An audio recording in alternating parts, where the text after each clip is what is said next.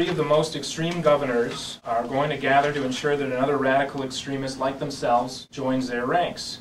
I'm talking about Scott Walker, and I'm talking about someone who is clearly too extreme for Wisconsin. You can't do much about choosing your relatives, but you can choose your friends. So it says a lot about who Scott Walker has brought to Wisconsin to campaign for him. Let's take a look at these guys. You'll hear from Bob McDonnell. First of all, there's Bob McDonnell.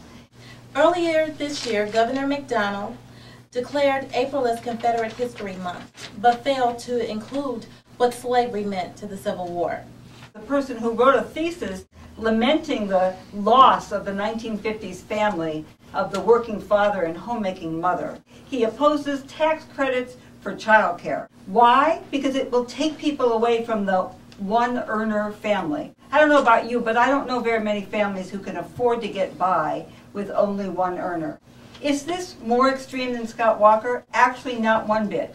You'll hear Scott Walker's patron, Mississippi political boss Haley Barbour. Haley Barbour brags that he has made his state the safest place for unborn children. Who believes that having the highest infant mortality rate in the country is a reason that Wisconsin should model itself after Mississippi. Too bad he doesn't care about children once they're born. This is the state that has the highest rate of infant mortality, and it has the highest rate of child poverty.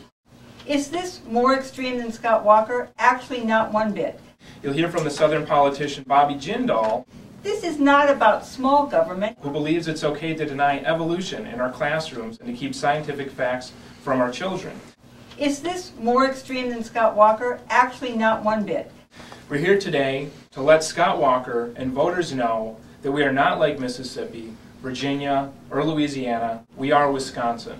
Those of us who think we can afford to sit at home on Election Day on November 2nd and afford to give the state of Wisconsin over to extremists like Scott Walker, you're wrong.